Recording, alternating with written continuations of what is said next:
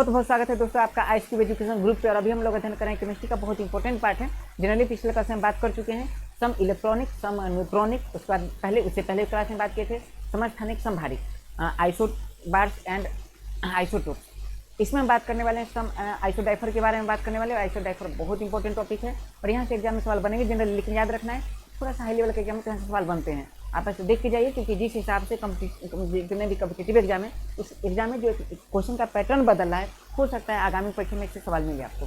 बहुत छोटी सी बात है, बहुत टफ है नहीं, बहुत आसानी से बताऊंगा और मात्र 3-4 मिनट का टॉपिक है। 3 मिनट 4 मिनट में आपका कमांड हो जाएगा। चलिए देखते हैं आइसोडाइफर।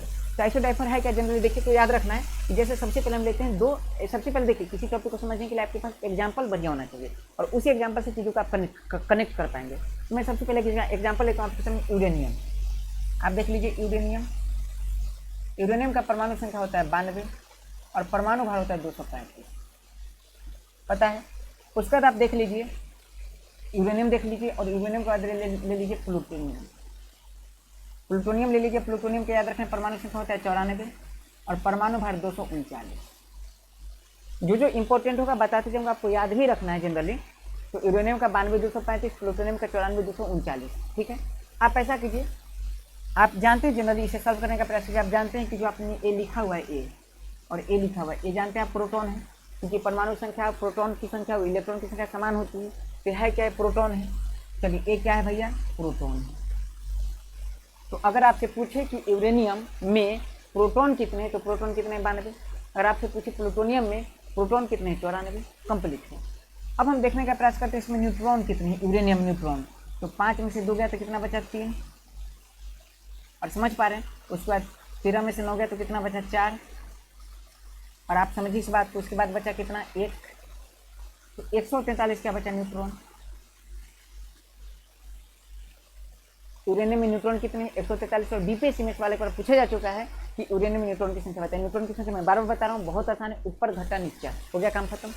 यहाँ देख लीजिए प्लूटोनियम की बात करें तो प्लूटोनियम निकाल लीजिए। 9 में से 4 गया तो कितना बचा 5, और 13 में से 9 गया तो कितना बचा 4 और 1, ठीक है। घटा तो आता होगा सबको, मुझे भी आता है। चलिए जनरली अगर देखा जाए तो अगर आपसे पूछे कि यूरेनियम में प्रोटॉन कितना 92, प्लूटोनियम में प्रोटॉन कितना 94, ये प्रोटॉन है।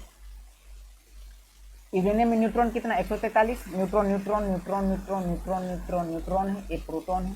न्यूट्रॉन कितना 143 और प्लूटोनियम में न्यूट्रॉन कितना 145। अगर आपसे पूछा जाए देखिए ठीक से कि यूरेनियम में प्रोटॉन 92 और प्लूटोनियम में प्रोटॉन 94, अंतर कितना है, प्रोटॉन में अंतर कितना। अगर आपसे पूछे प्रोटॉन में कितने अंतर है, डेल्टा पी, प्रोटॉन में कितना अंतर है, तो प्रोटॉन में कितना अंतर है 94 माइनस 92 2। और अगर आपसे पूछे कि न्यूट्रॉन में कितना अंतर है, न्यूट्रॉन इसमें कितना है 143, इसमें न्यूट्रॉन कितना है 145, 145 इसमें 143 से अंतर कितना है डेल्टा एन। न्यूट्रॉन में कितना अंतर है तो 2। अरे मजा आ गया। देखिए हम ये देख पा रहे हैं कि याद रखना है कि यूरेनियम और प्लूटोनियम में प्रोटॉन में जितना अंतर है न्यूट्रॉन में भी उतना ही अंतर है। मतलब प्रोटॉन में अंतर और न्यूट्रॉन में अंतर अगर समान हो, देखिए अगर आपको बता दूं डियाफर इसे लिखा जाता है, पढ़ते हैं डाइफर का मतलब ही होता है कि जब 2 अलग अलग परमाणु में प्रोटॉन में अंतर और न्यूट्रॉन में अंतर समान हो तो इसे आइसोडाइफर कहते हैं। क्लियर है। और इससे क्या फायदा होगा, इससे फायदा होगा कि 2 परमाणु के वेट के बारे में अध्ययन कर सकते हैं। और जनरली वेट के बारे में जितने भी रेडियो सक्रिय तत्व उसका परमाणु भार ज़्यादा होता है, वेट का अध्ययन कर सकते हैं और वह नाभिकीय अभिक्रिया में कैसे भाग लेगा इस पर हम डिस्क्राइब कर सकते हैं, उस पर हम डिस्कस कर सकते हैं। प्रोटॉन की संख्या क्या है, सेम है। न्यूट्रॉन की संख्या क्या है, सेम है। तो न्यूट्रॉन की संख्या प्रोटॉन की संख्या, इसका मतलब है न्यूक्लियस। प्रोटॉन में अंतर, तो मैं बोल दिया प्रोटॉन की संख्या एकदम गलत है। प्रोटॉन में अंतर और न्यूट्रॉन में अंतर क्या है, सेम है। अंतर सेम है तो याद रखना है कि ऐसे तत्वों का कुछ हद तक गुण जो नाभिकीय गुण होते हैं, नाभिकीय अभिक्रिया में भाग लेने का गुण होता है, वो लगभग याद रखना सेम होता है। तो इसे कहा जाता है आइसोडाइफर। हालांकि इसे बहुत बात किया जा सकता है, लेकिन आपके एग्जाम के लिए ज़्यादा इंपॉर्टेंट वो बातें नहीं है। जितना बात इंपॉर्टेंट उतना मैं बता चुका हूँ, तो इतना आप याद रखिए। आपको एग्जाम्पल भी यही याद रखना है और आपको कॉन्सेप्ट याद रखना है। फिर से डिफरेंस बता देता हूँ कि जब 2 परमाणु के 2 अलग अलग परमाणु में प्रोटॉन में अंतर और न्यूट्रॉन में अंतर समान हो तो उसे आइसोडाइफर कहते हैं। हो गया।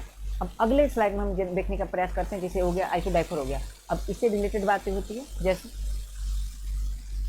कैसे ही आइसो करके कुछ टॉपिक उसको मैं इंड कर देता हूँ इस टॉपिक में।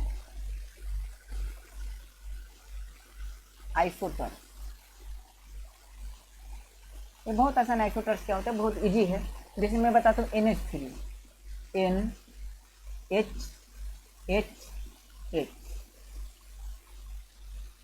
देख लीजिए। और जैसे मैं लिखता हूँ PH3, PHH, जैसे मैं लिखता हूँ, गौर कीजिए यहाँ देखिए ठीक से। जैसे मैं लिखता हूँ BCl3, तो BCl, Cl, Cl। तो मैं लिखता हूँ BF3, BF, F। आप क्या देख रहे हैं, बार बार मैं अगर कहीं लिखता हूँ याद रखना है, HOH, कहीं लिखता हूँ HSH। गौर कीजिए ठीक से देखिए। तो आप ये देख पा रहे हैं कि इसका जो स्ट्रक्चर जैसा है वैसा ही स्ट्रक्चर इसका है। इसका फॉर्मूला देखिए, तो फॉर्मूला क्या है, NH3 अमोनिया। इसका फॉर्मूला देखिए PH3। इसका देख लीजिए फॉर्मूला क्या है, BCl3 है। इसका फॉर्मूला देख लीजिए BF3। आप ये देख पा रहे हैं कि देखिए इसका जैसा स्ट्रक्चर है वैसा ही इसका स्ट्रक्चर है, इसका जैसा स्ट्रक्चर है वैसा ही इसका स्ट्रक्चर है। आप ये देख लीजिए H2O, ये H2O है, H2O। इसका जैसा स्ट्रक्चर है वैसा ही इसका स्ट्रक्चर, इसका नाम H2S है। तो ऐसा माना जाता है कि लगभग गुण सेम होंगे, लगभग गुण सेम होंगे। हालांकि कुछ बॉन्ड पर डिपेंड करता है। लगभग समानता गुण सेम होंगे, सामान्यतः गुण सेम होंगे। और याद रखना जिसमें परमाणु की संख्या देख लीजिए, परमाणु संख्या, परमाणु कितने इसमें भी 4, परमाणु संख्या 1 2 3 4, इसमें भी 4, इसमें देख लीजिए इसमें भी 4, इसमें देख लीजिए इसमें भी 4, इसमें देख लीजिए 3, इसमें भी देख लीजिए 3। मतलब एक जैसे देखिए, ये दोनों एक जैसे हैं, ये दोनों एक जैसे हैं, ये दोनों एक जैसे हैं। यहाँ समझना ये है, याद रखना है कि जब दो अणु में, ये दोनों अणु है, दो अणु में परमाणु की संख्या समान है एवं उसका अरेंजमेंट समान है, तो इसे कहते हैं आइसोटर। क्या कहते हैं इसे, आइसोटर। जैसे आपसे क्वेश्चन पूछेगा कि कौन कौन आइसोटर्स हो, तो आपको देखना है बड़ा आराम से। जैसे कहीं लिखा हुआ है H2O और कहीं लिखा है H2S लिखा है, तो आप देख लीजिए H2O, H2S। और आप अगर आवर्त नहीं पढ़ेगा तो जनरली आपको पता चले परमाणु की संख्या सेम है, 3 और 1, 2 1 3, 2 और 1 3। यहाँ देख लीजिए अगर आपसे पूछेगा NH3 CH3, तो आप ये पाएंगे कि कॉमन कुछ ना कुछ एक होगा।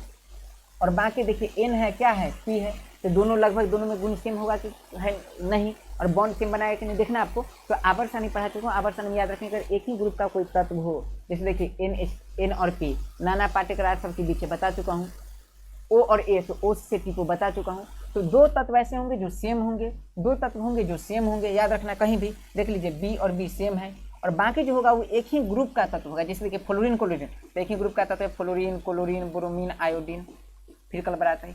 तो ऐसे तत्व को, ऐसे मतलब जो स्पीसीज है, इसे आइसोटर्स कहते हैं।